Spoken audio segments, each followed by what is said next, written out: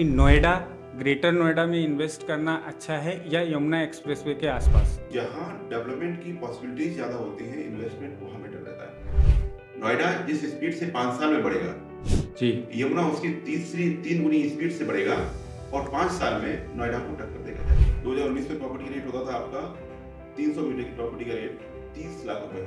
आज की डेट में वही प्रॉपर्टी रेट कितना हो गया? 60,000 रुपए, 60,000 रुपए पर स्क्वायर मीटर में। इंडिया का सबसे बड़ा एयरपोर्ट जी। कहाँ आ रहा है? इंडिया की सबसे बड़ी फिल्म सिटी, जो जी। बिल्कुल आधुनिक फिल्म सिटी होगी, वो हाँ। कहाँ आ रही है? ये बन जा रही है। है कि बिल्डर्स प्लॉट्स में इन्वेस्ट करना बेस्ट है या अथॉरिटी के इंडिविजुअल प्लॉट्स में इन्वेस्ट करना बेस्ट है? जो बिल्डर्स के रेट हैं, वो बिल्डर्स के रेट आज उनके बहुत ज़्यादा हैं, हाँ।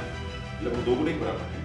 बट आने वाले टाइम में 3 साल 4 साल बाद अथॉरिटी के पास रेट ज़्यादा होंगे, बिल्डर के पास होंगे। एसकेडी का वर्किंग कल्चर क्या है? एसकेडी ने अगर कमिटमेंट कर दिया तो वो डील 100% ओके है। एसकेडी मार्केट में सबसे सस्ती प्रॉपर्टी बेचने का रिकॉर्ड रखता है। हमारे यहाँ एम्प्लॉय को एम्प्लॉय बना के नहीं रखा जाता, हमारा एम्प्लॉय हमारा पार्टनर होता है।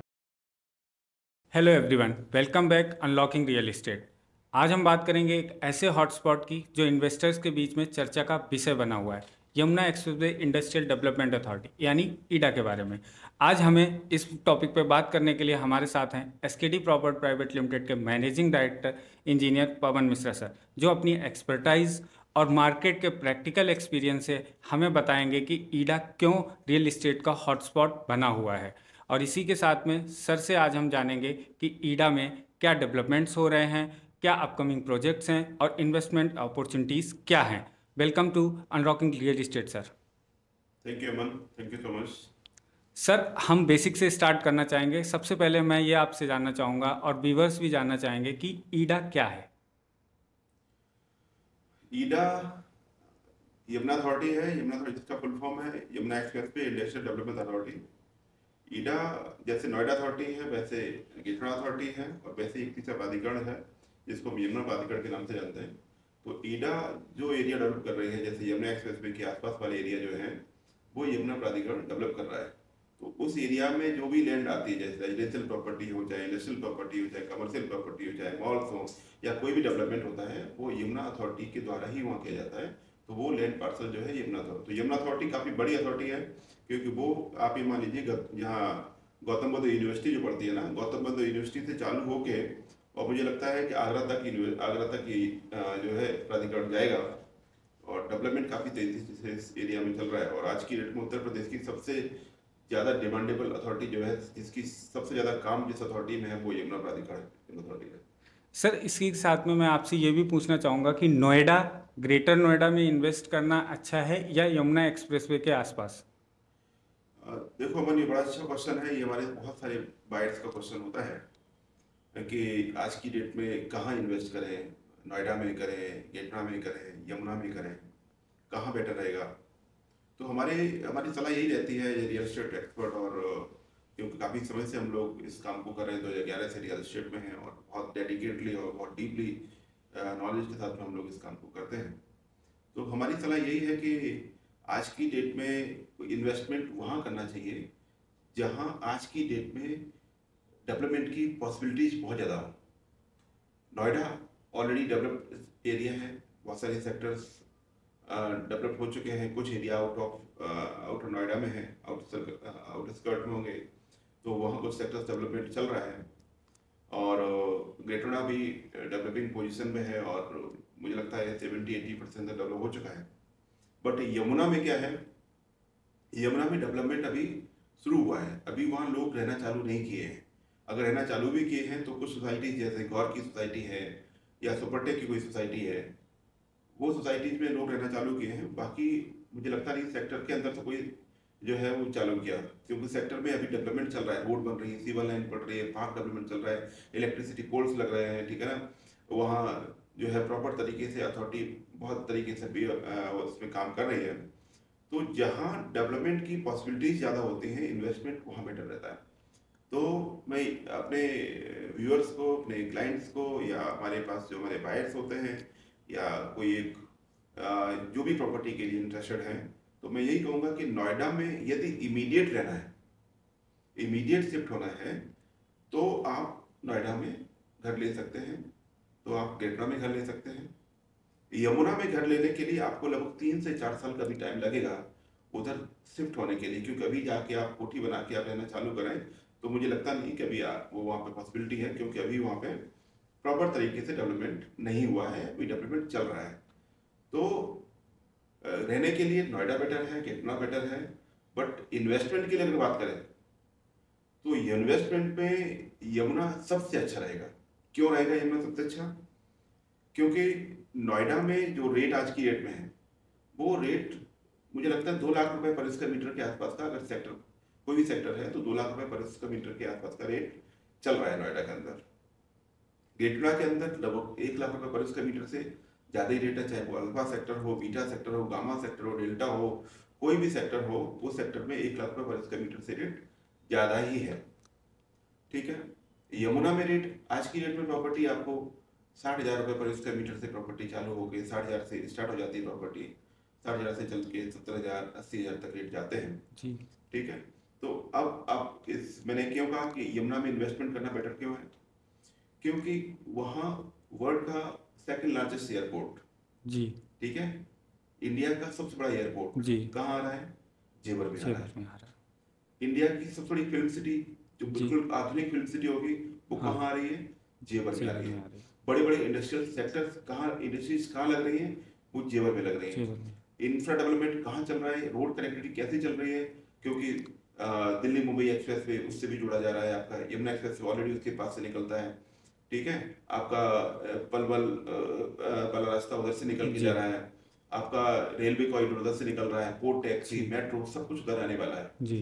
तो जब सब कुछ आने वाला है और 26 ब्रांडेड यूनिवर्सिटीज जो बहुत रेप्यूटेड अभी आज की डेट में 4 या 5 4 यूनिवर्सिटीज वहाँ वर्किंग ऑपरेशनल हैं, बाकी 26 यूनिवर्सिटीज जो वर्ल्ड क्लास यूनिवर्सिटीज हैं वो उनके प्लॉट्स वहाँ पे हैं, वहाँ आने वाले हैं। तो जब बहुत सारा ह्यूज डेवलपमेंट उधर होगा तो इन्वेस्टमेंट कहाँ, मतलब एप्रिसिएशन कहाँ अच्छा होगा? वहाँ ज़्यादा अच्छा होगा कि यहाँ ज़्यादा अच्छा होगा? यहाँ प्रॉपर्टी का रेट ऑलरेडी बढ़ा हुआ है, अच्छा रेट पहुँच चुका है, ठीक है ना। यहाँ एप्रिसिएशन होगा, ऐसा नहीं एप्रिसिएशन यहाँ नहीं होगा या नोएडा में नहीं होगा। यहाँ एप्रिसिएशन का एक क्राइटेरिया है, यहाँ एप्रिसिएशन जो होगा वो कैसे जाएगा जी, मतलब पर ईयर 10% मान लो, 20% मान लो, ठीक है, मैक्सिमम 10 से 15-20% तक एप्रिसिएशन पर ईयर का होगा जी। लेकिन यमुना का एप्रिसिएशन जो होगा वो आपका, मुझे लगता है यमुना का जैसे अभी पिछला रिकॉर्ड देख लो आप जी, 2019 में प्रॉपर्टी का रेट कितना होता था वहाँ पे? 2019 में प्रॉपर्टी का रेट होता था आपका 300 मीटर की प्रॉपर्टी का रेट 30 लाख रुपए, दैट मीन्स 10,000 रुपए पर स्क्वायर मीटर के आसपास का प्रॉपर्टी रेट होता था जी, ठीक है। आज की रेट में वही प्रॉपर्टी रेट कितना हो गया? 60,000 रुपए, 60,000 रुपए पर स्क्वायर मीटर का जी, तो 6 गुना रेट हो गया। पिछले 5 साल में अगर हम देखें रेट एप्रिसिएशन कितना हुआ, मिनिमम 6 गुना रेट प्रॉपर्टी का हुआ है, 6 टाइम्स हुआ है। और ये पॉसिबिलिटीज आगे तब तक रहेगी जब तक वहाँ एरिया प्रॉपर तरीके से डेवलप नहीं हो जाएगा। That means airport proper functional position पहुंच जाएगा, film city proper running position पहुंच जाएगी, वहाँ इंडस्ट्रियल प्रॉपर सेटअप हो जाएंगे, तब तक रेट बहुत अच्छा एप्रिशिएट करेगा। मुझे लगता है कि 40-50% पर ईयर के हिसाब से प्रॉपर्टी का रेट एप्रिशिएट करेगा जी। और उसके बाद जब डेवलप हो जाएगा तब उसके बाद 10% 15% के हिसाब से एप्रिशिएट प्रॉपर्टी करेगी जी। तो आने वाले समय में अगर देखते हैं जो आज की डेट में नोएडा का रेट, गेटना का रेट, ठीक है, नोएडा का जो रेट आज की डेट में है, नोएडा जिस स्पीड से 5 साल में बढ़ेगा जी, यमुना उसकी 3 गुनी स्पीड से बढ़ेगा और 5 साल में नोएडा को टक्कर देगा जाके। तो इन्वेस्टमेंट के लिए यमुना बेटर है जी, रेजिडेंशियल के लिए इमीडिएट शिफ्ट होना है तो आप नोएडा में शिफ्ट हो सकते हैं, यमुना में शिफ्ट हो सकते हैं, लेकिन इन्वेस्टमेंट तो यमुना की बेटर। इसी के साथ में सर एक क्वेश्चन उठ के आता है कि फ्लैट्स में इन्वेस्ट करना बेस्ट है या प्लॉट्स में, इसमें आपकी क्या राय है? मैं आपसे यही कहूँगा कि फ्लैट्स और प्लॉट्स में तो काफ़ी डिफरेंस है, ठीक है जी। हमारे सभी जो प्रॉपर्टीज में इंटरेस्ट रखते हैं वो जानते भी हैं कि फ्लैट में एप्रिसिएशन इतना अच्छा नहीं होता जी। फ्लैट तो लोग लेते हैं रहने के पर्पज से जी, कि आज हमने फ्लैट बुकिंग कर दिया, उनकी जो है प्रॉपर मंथली या इंस्टॉलमेंट्स जाती रहती हैं और उनका जैसे कोई फ्लैट हमने बुकिंग किया तो 10% अभी दिया, फिर 10% इस तरह से CLP प्लान उनका बिल्डर्स का होता है, उस हिसाब से पेमेंट देके तो वो धीरे धीरे पेमेंट जाता रहता है और बिल्डिंग बनती रहती है। वैसे वैसे आप जब 2 साल 3 साल 4 साल का टाइम होगा उसमें आप जो है घर जाके रह सकते हैं। तो इमीडिएट रहना है तो रेडी टू मूव चले जाते हैं लोग। अगर जिनके पास अभी टाइम है रहने के लिए, कहीं अभी रेंट पे हैं या कहीं बाहर शिफ्टेड हैं, तो उधर हैं तो वो नए प्रोजेक्ट में चले जाते हैं। जी। प्लॉट में जो जाते हैं वो थोड़ा सा क्या होता है कि जैसे सपोज करो हम अथॉरिटी के प्लॉट में, यमुना अथॉरिटी जी। प्लॉट में काम करते हैं, जी। तो उधर तो इन्वेस्टमेंट ही बेटर है, ठीक है ना। जी। रहने के लिए तो फ्लैट बेटर है, फ्लैट में एप्रिसिएशन नहीं होता, जी। होता है तो एक लिमिटेड होगा, प्लॉट में एप्रिसिएशन ज़्यादा होता है। दूसरी बात, फ्लैट की एक लाइफ होती है। जी। क्या लाइफ होती है? आज कोई नई बिल्डिंग बनी आपकी, जी। ठीक है, आज कोई नई बिल्डिंग बनी और उस बिल्डिंग में आज अच्छी चमचमाती हुई बिल्डिंग होगी, उसका प्रॉपर मेंटेनेंस होगा, अच्छा बिल्डर प्रॉपर मेंटेनेंस होगा। बिल्डिंग की एज धीरे धीरे कम होती है। जी। बिल्डिंग 10 साल बाद थोड़ी पुरानी होगी, जी। 15 साल बाद और पुरानी होगी, 20 साल बाद पुरानी, 30 जी। साल बाद और पुरानी होगी। जी। तो अपार्टमेंट का जो फ्यूचर है वो, अब आप बताओ 50 साल बाद अगर हम फ्लैट को देखें, कोई ये बिल्डिंग आज हमने फ्लैट हाँ। खरीदा, उस 50 साल बाद उस बिल्डिंग की क्या हालत वही रहेगी? नहीं। 50 साल बाद क्यों, समय टाइम चेंज हो रहा है, नई नई टेक्नोलॉजी जा रही है, लेटेस्ट बिल्डिंग्स बन के आ रही है, तो इन्वेस्ट तो जो है, जो बिल्डिंग जो है, नई बिल्डिंग आएंगी, पुरानी बिल्डिंग फीकी पड़ जाती है, नई बिल्डिंग आती है, पुरानी बिल्डिंग फीकी पड़ जाती है। तो इमीडिएट रहना है किसी को, 2 साल 4 साल 5 साल रहना है, या वर्किंग क्लास है, कहीं में अभी जो है क्योंकि फ्लैट पे अच्छा लोन भी मिल जाता है, ठीक है ना, रेंट पे रह रहे हैं, रेंट रहते हैं तो 30-40 हज़ार का रेंट जाता है, तो वो कहते हैं फ्लैट ले लेते हैं, तो 10 साल 5 साल उन्होंने फ्लैट लिया, उसका रीसेल कर दिया। तो रहने के लिए तो फ्लैट, मैं कहूँगा कि फिलहाल जो है रहने के लिए तो फ्लैट बेटर है, बट इन्वेस्टमेंट के लिए तो आपका प्लॉट ही बेटर है। यदि आपके पास थोड़ा बजट अच्छा खासा है तो आप प्लॉट लेके कोठी बना सकते हैं, नोएडा में बना सकते हैं, गिफ्टा बना सकते हैं, जी। ठीक है। बट यमुना में अभी कोठी बनाना दैट इज अभी पॉसिबल नहीं है, वो 2 साल 3 साल का टाइम लगेगा उधर। तो यदि कोई व्यक्ति रहने के लिए देखता है तो फ्लैट में जाके नोएडा में रह सकता है। एक क्वेश्चन सर व्यूअर्स का, बायर्स का, इन्वेस्टर्स का बहुत आता है कि बिल्डर्स प्लॉट्स में इन्वेस्ट करना बेस्ट है या अथॉरिटी के इंडिविजुअल प्लॉट्स में इन्वेस्ट करना बेस्ट है? ये बहुत अच्छा क्वेश्चन है, इसमें हमारे बहुत सारे क्लाइंट्स ये क्वेश्चन बार बार पूछते हैं, क्योंकि जनरली हर मीटिंग में ये क्वेश्चन आता है कि सर बिल्डर की प्रॉपर्टी या जो बिल्डर सोसाइटी डेवलप कर रहे हैं जिसमें प्लॉट भी डेवलप अलॉट करते हैं, वो बेटर है या अथॉरिटी के, क्योंकि बिल्डर्स की प्रॉपर्टी थोड़ी मेंटेन होती है, बिल्डर की प्रॉपर्टी में जल्दी मेंटेनेंस कर देते हैं, अथॉरिटी की प्रॉपर्टी में टाइम लगता है क्या, ठीक है ना। तो मेरा कहना है कि बिल्डर तो प्रॉपर्टी बेचता है, वो बेचता है स्क्वायर यार्ड में, जी, ठीक है, और अथॉरिटी प्रॉपर्टी बेचती है यहाँ पे स्क्वायर मीटर में, ठीक है। तो स्क्वायर मीटर स्क्वायर यार्ड से थोड़ा सा बड़ा होता है जी। आज की डेट में। अगर हम देखते हैं करंट सैलरी देखते हैं हम, चाहे एस का प्रोजेक्ट हो, चाहे एटीएस के प्रोजेक्ट हो, जहाँ उन्होंने प्लॉट रेजिडेंशियल प्लॉट्स लेके आए हैं, या और भी जो डेवलपर्स काटते हैं वो रेजिडेंशियल प्रॉपर्टीज में प्लॉट काटते हैं, और जो अथॉरिटी की प्रॉपर्टी है, ठीक है। तो आज के में बिल्डर्स का रेट क्या है, वो 1,40,000 का पर स्क्वायर यार्ड प्रॉपर्टी बेच रहे हैं, हाँ, ठीक है जी। अथॉरिटी का रेट क्या है आज के, 60,000 70,000 80,000 का रेट आज के रेट में, जी। ठीक है। आप एक एग्जांपल देख लो, गेटनोडा देख लो, गेटनोडा में जी। गेटनोडा में बिल्डर्स की सोसाइटीज भी हैं और अथॉरिटी के सेक्टर्स भी हैं, चाहे अल्फा हो जाए, बीटा हो जाए, गामा हो जाए, डेल्टा हो जाए, जी। या कोई भी सेक्टर, चाहे B3 है, कोई भी सेक्टर है, तो और नंबर ऑफ ग्रुप हाउसिंग भी यहाँ पे है। हाँ, एक एग्जांपल दे रहा हूँ, नंबर ऑफ ग्रुप हाउसिंग भी यहाँ पे, दिल्ली पुलिस सोसाइटी भी है, गेट सोसाइटीज भी है, NSG भी है, नंबर ऑफ सोसाइटीज हैं जी, और वो डेवलप्ड सोसाइटीज हैं जी। तो इनके कंपेरिजन करेंगे आज की डेट में, तो अथॉरिटी के रेट पर स्क्वायर मीटर रेट ज़्यादा है आज की, जी, अल्फा बीटा गामा डेल्टा ईटा जीटा चाइफ जो भी सेक्टर्स हैं, इनके रेट पर स्क्वायर मीटर ज़्यादा हैं जी। बिल्डर या कॉर्पोरेट सोसाइटी जो है उनके पर स्क्वायर मीटर रेट से ज़्यादा है। बिल्डर यमुना अथॉरिटी में अगर बात करें तो यमुना अथॉरिटी में बिल्डर्स ने आज की डेट में बहुत ज़्यादा रेट, क्यों, वहाँ डिमांड यमुना में ज़्यादा चल रही है, ठीक है। बिल्डर्स को मार्केटिंग स्किल्स अच्छी आती है, उनके नंबर ऑफ चैनल पार्टनर्स जुड़े होते हैं जी। उनकी प्रॉपर्टीज जो है आज की डेट में वो UI का कॉन्सेप्ट चल गया, UI तो भैया जो प्रॉपर्टी पहले ही वो इतना हाई क्रिएट कर देते हैं, तो प्रॉपर्टी जो है पहले ही अपनी बेच चुके होते हैं, ठीक है ना जी। तो बिल्डर की प्रॉपर्टी में एप्रिसिएशन होने के चांसेस थोड़े से कम होते हैं, अथॉरिटी की प्रॉपर्टी में एप्रिसिएशन चांसेस ज़्यादा होते हैं।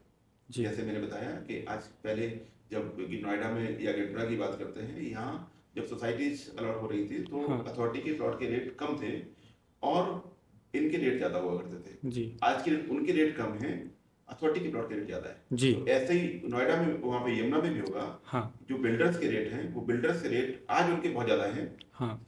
लगभग दोगुने के बराबर हैं, बट आने वाले टाइम में 3 साल 4 साल बाद अथॉरिटी के प्लॉट के रेट ज़्यादा होंगे, बिल्डर के प्रॉपर्टी के रेट कम होंगे। तो एप्रिसिएशन अथॉरिटी के प्लॉट में ज़्यादा होगा। सर, व्यूअर्स, इन्वेस्टर्स, बायर्स में एक बहुत बड़ा कन्फ्यूज़न चल रहा है, एक बहुत बड़ा र्यूमर चल रहा है कि यमुना अथॉरिटी की जो लैंड है या यमुना अथॉरिटी में जो सेल परचेज रियल एस्टेट में चल रही है वो सेफ़ नहीं है। तो इस बात पे आप क्या कहना चाहेंगे कि कितना सेफ़ है अथॉरिटी के प्लॉट्स को में जो है इन्वेस्ट करना?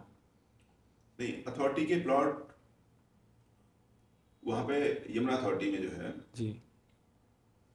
जो अथॉरिटी के द्वारा अलॉटेड प्लॉट्स हैं, हम्म। उन प्लॉट में किसी तरह की कोई दिक्कत नहीं है कि वो अथॉरिटी के प्लॉट है, अथॉरिटी अलॉटमेंट किया है, अथॉरिटी के द्वारा अलॉटेड है। जी।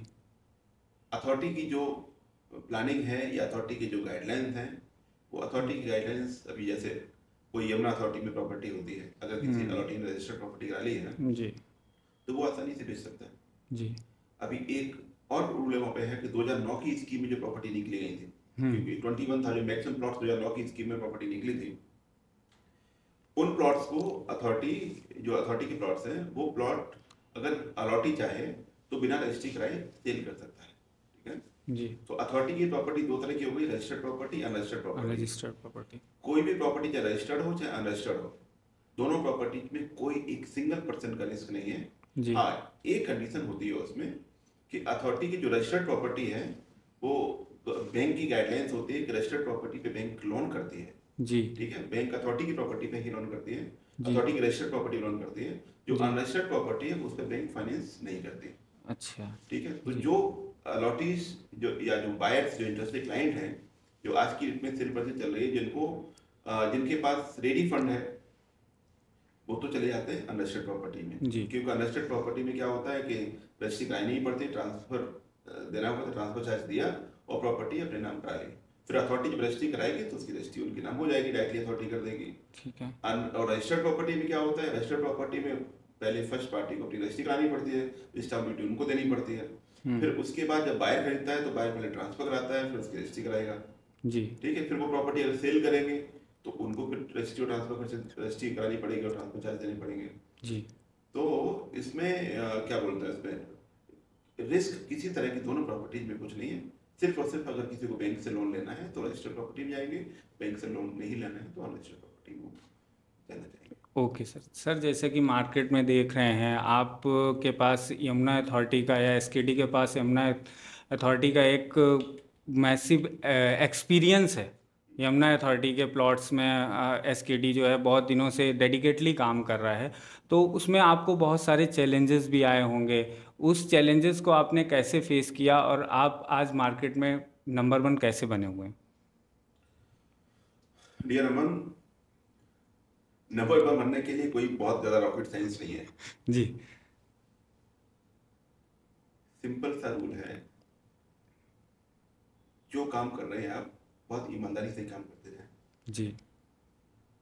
जो आपके पास आए क्लाइंट, उसको उसकी इच्छा अनुसार अच्छी प्रॉपर्टीज को दें। चाहे क्लाइंट आपके पास आए, चाहे आपके पास एसोसिएट्स आपके पास कोई क्लाइंट लेके आए हैं, जी। चाहे आपके पास जो फ्रीलांसर्स आपके पास जुड़े होते हैं वो लेके आए हैं। जी। यदि आप बहुत ऑनेस्टी के साथ काम करते हैं, सच्चाई के साथ काम करते हैं, तो आप 100% जो है ऊपर जाएंगे, उसको कोई रोकने वाला नहीं है।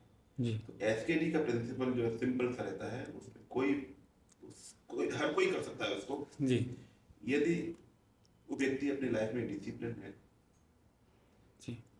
उसके कमिटमेंट की वैल्यू है कि यदि कोई डील हमने डन कर दी तो डन है, उसमें फिर यस और नो का क्वेश्चन नहीं आता। जी। अगर हमने किसी बायर को प्रॉपर्टी कोई दे दी, आज सपोज हमने प्रॉपर्टी 2 करोड़ में किसी बायर को प्रॉपर्टी दे दी जी। और उस प्रॉपर्टी के रेट एप्रिशिएट करके 2 करोड़ 30 लाख रुपए प्रॉपर्टी का रेट हो गया, तो एसकेडी कभी ये नहीं सोचता कि 30 लाख रेट बढ़ गया, इनको प्रॉपर्टी न दे। जी। एसकेडी कितना ही रेट बढ़ जाए उस प्रॉपर्टी का, एसकेडी ने अगर डील डन कर दिया तो डील उनकी है, उसके बाद एसकेडी की डील नहीं है। जी। तो एसकेडी ने जो आज जो कमाया है वो कमाया है ट्रस्ट। जी। और ट्रस्ट कैसे कमाया जाता है? वो ट्रस्ट कमाने के लिए आपके कमिटमेंट्स जो है वो 100% ओके होने चाहिए।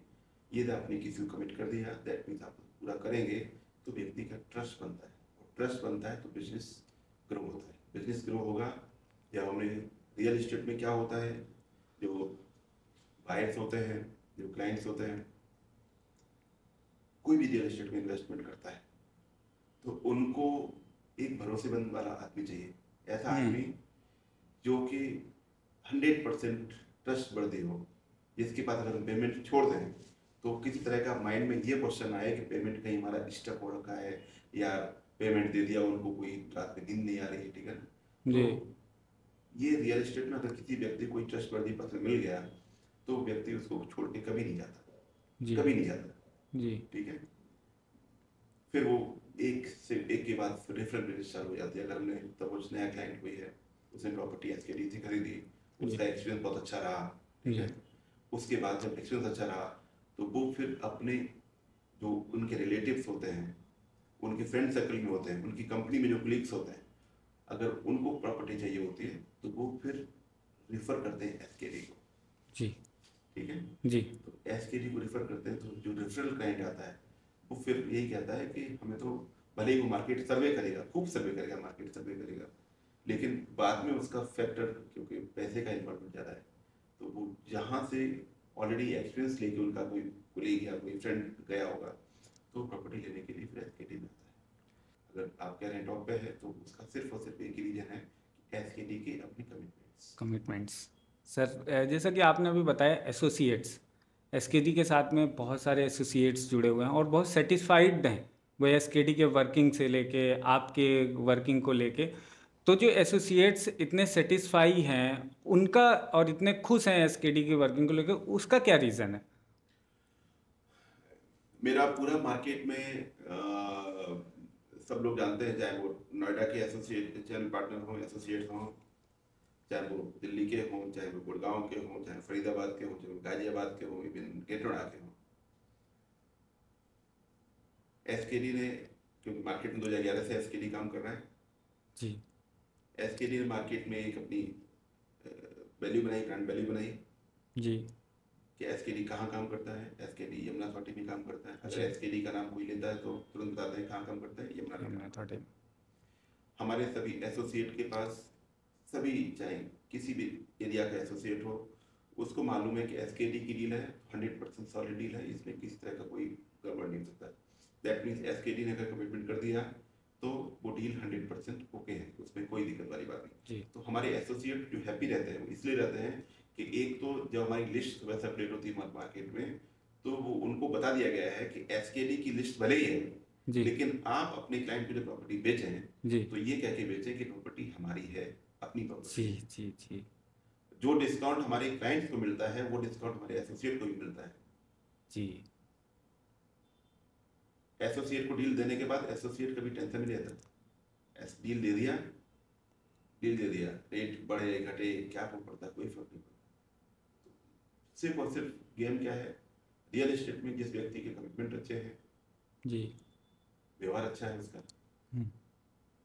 तो वो सर्वाइव कर जाता है। एक बार जी सर, एक बार मार्केट पे वापस आते हैं सर। जैसे नए लोग, बहुत से नए लोग होते हैं, डिफरेंट फील्ड के होते हैं, कोई आईटी एक्सपर्ट है, गवर्नमेंट एम्प्लॉय है, वो लोग रियल इस्टेट के मार्केट को देखते हैं तो वो जुड़ना चाहते हैं और एक अच्छी रेपुटेड कंपनी के साथ में जुड़ना चाहते हैं। तो मैं आपसे ये पूछना चाहता हूँ कि अगर कोई नया बायर हो गया, इन्वेस्टर हो गया, या कोई एज एसोसिएट आपके साथ फ्रीलांस आपके साथ काम करना चाहता है तो वो आपसे कैसे जुड़ सकता है और आपको उसको क्या सलाह देना चाहते हैं? देखो अमन, एसकेडी के साथ जो क्लाइंट प्रॉपर्टी खरीदते हैं वो तो एक परिवार का हिस्सा हो जाता है जी, ठीक है जी। हमारे मैक्सिमम क्लाइंट्स जो हैं वो हैप्पी क्लाइंट हैं। अगर किसी ने एसकेडी से प्रॉपर्टी खरीद ली जी तो वो एसकेडी परिवार का सदस्य बन गया, ये एसकेडी का सिंपल रूल है जी।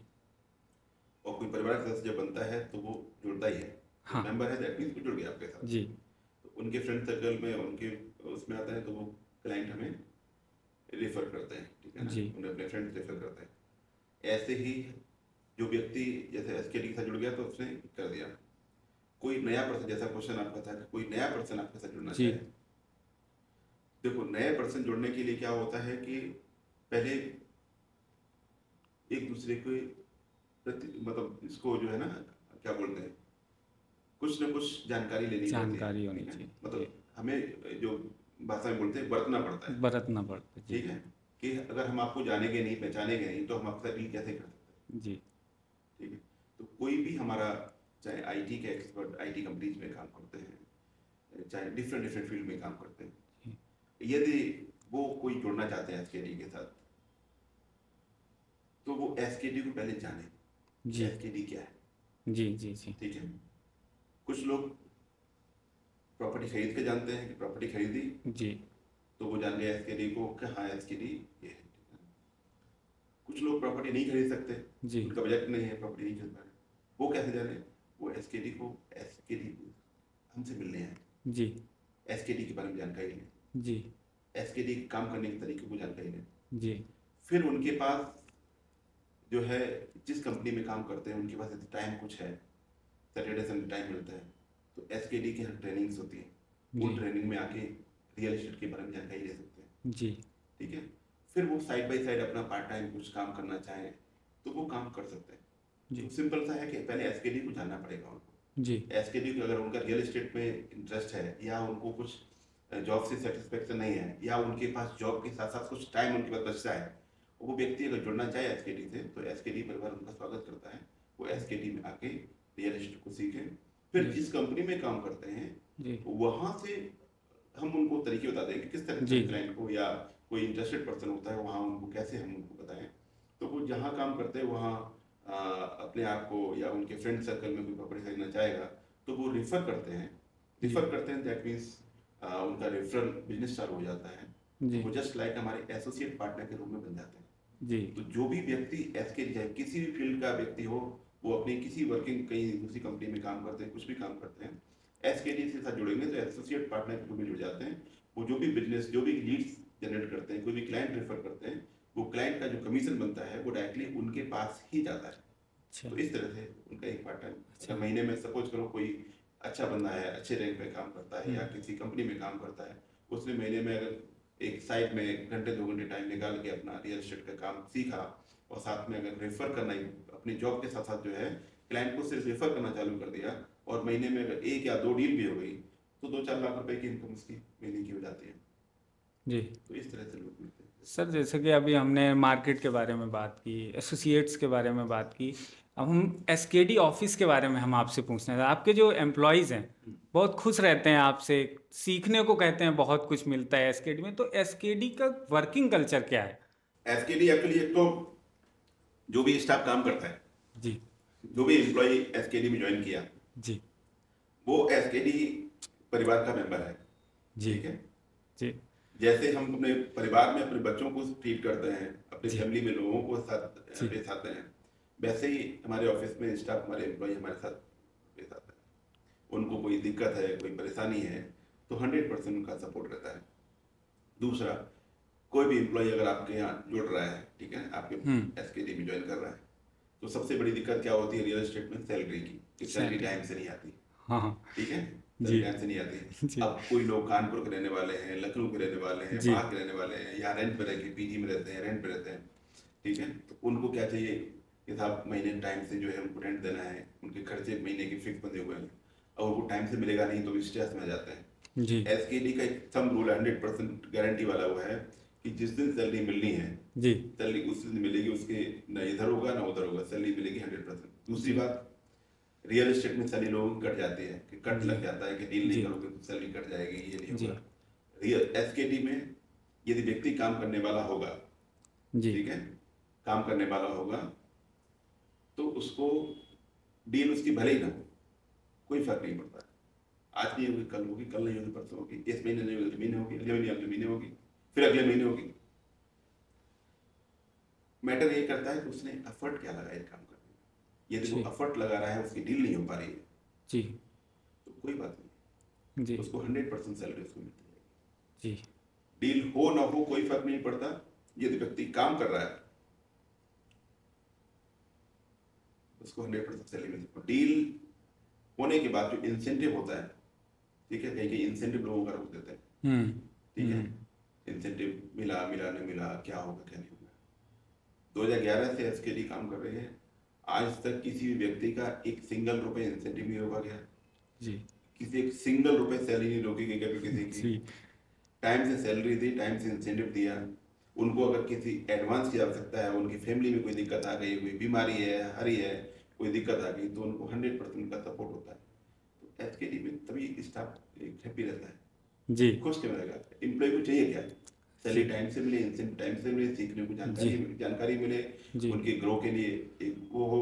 हमारे यहाँ एम्प्लॉय को एम्प्लॉय बना के ही रखा जाता है जी, हमारा एम्प्लॉय हमारा पार्टनर होता है, जी, जी, उसको सब कुछ सीखने को मिलता है। एक एम्प्लॉय हमारा कोई टेलीकॉलर और सेल्स मैनेजर का कॉन्सेप्ट नहीं है। हमारे कोई व्यक्ति ज्वाइन करता है, उसको हम उसके कैरियर को ग्रो करने के लिए, उसके पर्सनलिटी ग्रो करने के लिए हम उसके पास बहुत सारी जिम्मेदारी देते हैं कि आपको लीड कैसे जनरेट करनी है, लीड को कन्वर्ट कैसे करना है। लीड के लिए मीटिंग, हमारे साथ मीटिंग में बैठते हैं, जी, डिस्कस करते हैं, डील कैसे होती है वो सिखाया जाता है, जी, हर चीज की जानकारी दी जाती है। रजिस्ट्री कैसे होती है, ट्रांसफर चार्ज क्या होता है, ट्रांसफर कैसे होती है, जी, क्लाइंट को कन्विंस कैसे करते हैं, मीटिंग के लिए कैसे लाते हैं, मीटिंग में बैठ के कैसे करते हैं। जी, each and every information, just like एक रियल एस्टेट कंसल्टेंट कोई इंडिविजुअली काम करता है, जी, वो पूरी जानकारी रखता है स्टार्टिंग से लेकर एंड तक। हमारा एसकेडी का स्टाफ भी स्टार्टिंग से लेकर एंड तक पूरी जानकारी रखता है। जी, यदि भविष्य में कभी वो अपना काम चालू करता है तो उसको ज़्यादा दिक्कत नहीं आती। जी, और उनको हम बोलते भी हैं, अपने पूरे स्टाफ को, सबको खुले बोलते हैं। क्या बोलते हैं कि जब तक एसकेडी में रहना है तब तक ईमानदारी से काम करना है, जी, और कोई व्यक्ति ईमानदारी से काम करेगा तो 100% जब तक रहना ईमानदारी से काम करना है, और उसके बाद जब छोड़ना है तो इमीडिएट छोड़ना है, कोई दिक्कत वाली बात नहीं है। जी, जी, आपको अपना बिजनेस चालू करना है, हम 100% सपोर्ट करते हैं उनका। हमारे एसकेडी से निकले हुए स्टाफ मार्केट में टॉप पोजीशन पे काम कर रहे हैं।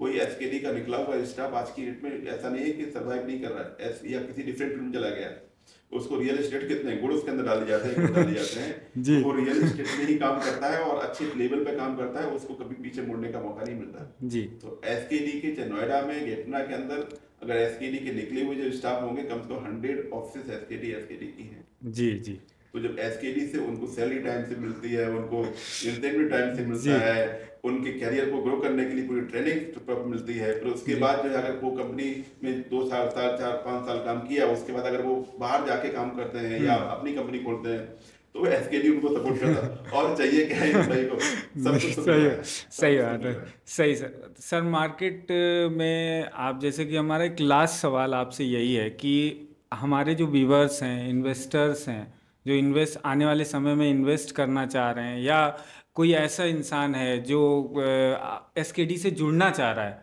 उनके लिए आपका क्या एक मैसेज क्या रहेगा? क्या इन्वेस्टमेंट पर्पस से, जुड़ने के पर्पस से एक ओवरऑल एक मैसेज आपकी तरफ से क्या उनको जाना चाहे?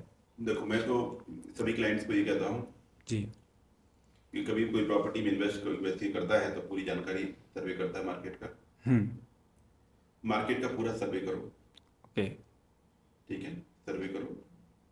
सर्वे करने के बाद एसकेडी में आप आओ, एसकेडी के काम की स्टाइल देखो, एसकेडी के रेट्स देखो प्रॉपर्टी के। ओके, एसकेडी मार्केट में सबसे सस्ती प्रॉपर्टी बेचने का रिकॉर्ड रखता है। जी, हम लोग मिनिमम प्रॉफिट पे काम करते हैं। जी, हमारा काम करने का तरीका है कि हम जो है लोगों को जोड़ते हैं अपने साथ। कोई क्लाइंट जुड़ता है हमारे साथ, एक क्लाइंट से कमाते नहीं हैं। जी, एक क्लाइंट को जोड़ा, उनसे रिकरिंग बिजनेस जो होती है ना, वो क्लाइंट बार बार हमें रेफर करे, फिर रेफर करे, तो इस तरह से एसकेडी का काम होता है। जी, तो मैं तो ये कहता हूँ कि एसकेडी पहले, एसकेडी में आने से पहले आप मार्केट की सर्वे करो, फिर एसकेडी में देखो, फिर एसकेडी आपको अच्छा लगे फिर एसकेडी जी, एसकेडी से जो भी आज तक जुड़ा वो कभी कहीं और नहीं गया, सिर्फ एसकेडी में रहा। जी सर, ये thank you so much sir. तो दोस्तों, ये था अनलॉकिंग रियल एस्टेट का एक और एपिसोड, जिसमें हमने जाना एसकेडी के बारे में और अनलॉक किया ईडा के मार्केट को। आने वाले एपिसोड में हम डिटेल डिस्कशन करेंगे ईडा के बारे में और रियल एस्टेट के बारे में। Stay tuned, thank you for watching.